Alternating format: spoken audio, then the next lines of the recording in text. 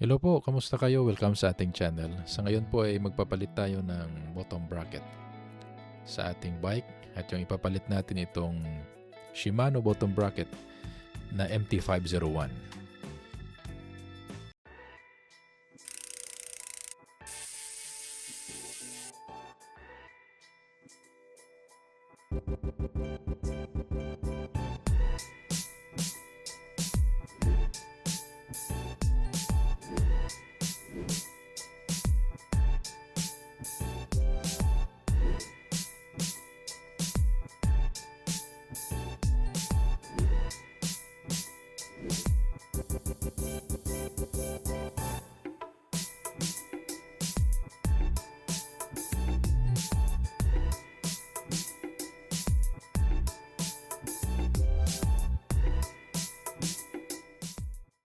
So para mapalitan yung ating bottom bracket, tanggalin muna natin yung ating chain at pagkatapos tanggalin natin yung crank.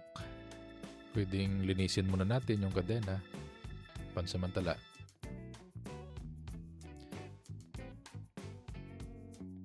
Tanggalin na natin yung mga bolts dito sa left side ng ating crank.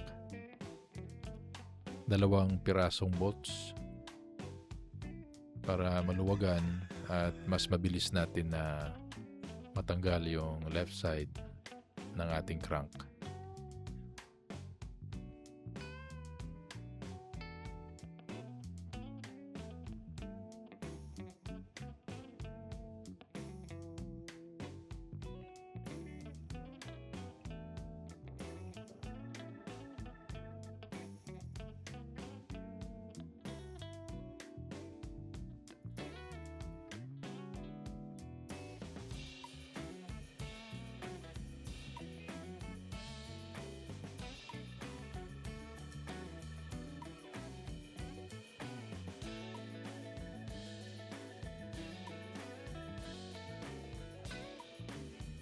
So, kunwari natanggal na yung tools na ginamit ko dito, yung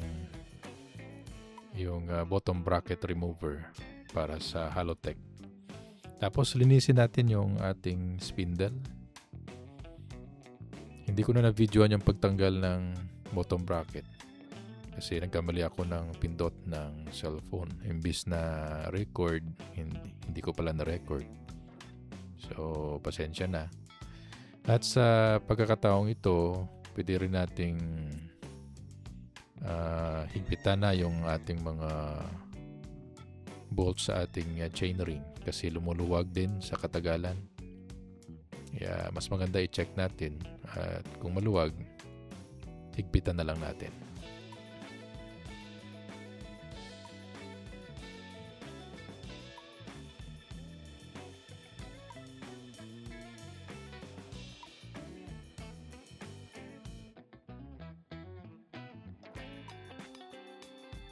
Next, lagyan natin ng grasa yung ating shell, bottom bracket shell sa ating frame. Yung grasa na ginagamit ko ay ganun pa rin.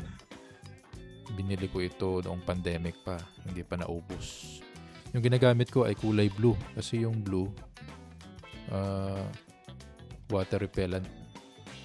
Ano ba 'yon? Tinatabo yung tubig.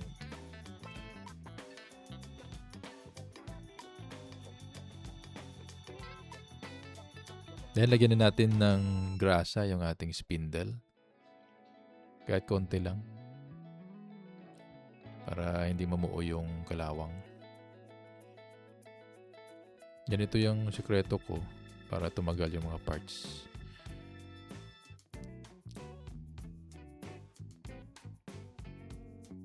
Lagyan ko ng grasa. So ito yung papalit natin, yung bottom bracket na Shimano. Mayroong left side at saka right side. So hindi tayo magkakamali ng orientation kung paano siya ikakabit.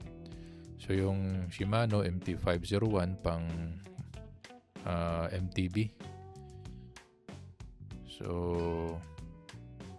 parang nito, fit and forget. Kasi tumatagal talaga yung mga parts na gawang Shimano. Pero syempre, kailangan pa rin ng maintenance kahit matibay yung parts. So, lagyan natin ng grasa. Then, i-fit natin. Meron naman direction, no? Meron namang direction kung paano siya ipihit.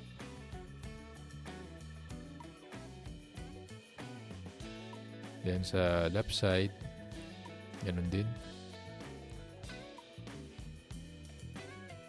Higpitan natin. Kamayin lang muna. Huwag gamitan ng tools para hindi siya masira yung kanyang thread. So pagkatapos na pwede na natin gamitin yung ating bottom bracket na remover tool, bang tawag dito, para sa Halotech na bottom bracket. Then sa right side, ganun din, higpitan din natin.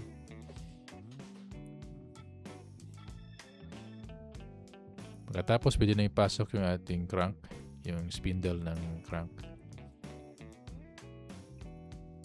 Dahan-dahan lang para hindi masagi yung bearing.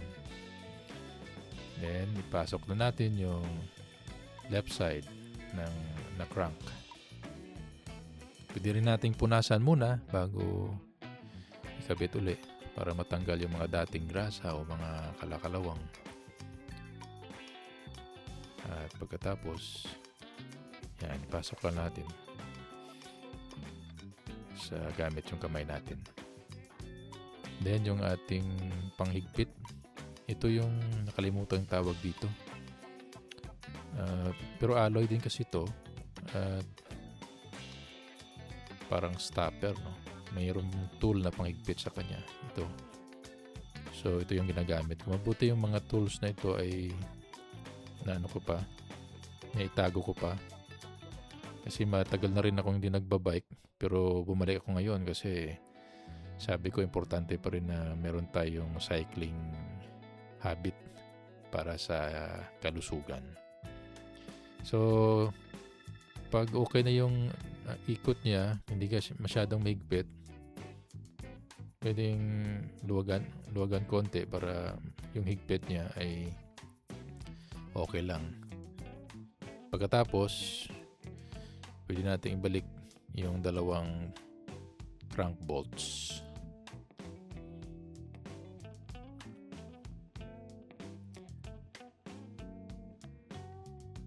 As usual, pwedeng kamay lang muna yung gamitin bago yung tools para hindi masira yung thread. Yung crank pala natin ay ganito pa rin, yung Racework XT. Matibay rin yung brand na ito. Basta alagaan lang yung parts talaga, tatagal yan. Imagine pandemic time pa, ito yung gamit natin. Yung nagpalit na pala tayo ng gulong, Maxxis na siya, yung ating CST na Rockhawk, binenta ko na. Kasi mas, mabigat kasi, ward kasi yun. Buti yung pinalit ko ay folding. Although hindi pa tayo naka tubeless setup, pero balang araw plan din natin mag tubeless. So pag okay na yung ikot ng spindle, pwede nating ibalik yung ating chain sa chain ring. Yung chain ring na gamit ko ganito pa rin, yung oval. Mas nagustuhan ko yung oval chain ring. At wag natin kalimutan, isabay na natin yung pagliub ng ating paglagay ng langis sa ating chain. Hindi ko pa napalitan yung chain natin. Kasi okay pa naman yung performance. Basta pagkalinis, lagyan ng lagi ng langis. Yung chain lube. Marami namang nabibili niyan sa mga bike shop. O di kaya sa online store. Tapos yung ating RD, pwede rin natin lagyan ng konting langis para okay yung system ng ating drivetrain. Yung ating pedal, bearing din kasi yan, lagdan din natin ng langis. Okay na. Excited na tayo magbike kinabukasan kasi bago na yung ating bottom bracket. Well, maraming salamat sa panonood. Asahan nyo na maraming mga bike videos pa rin yung ating i-upload. Salamat!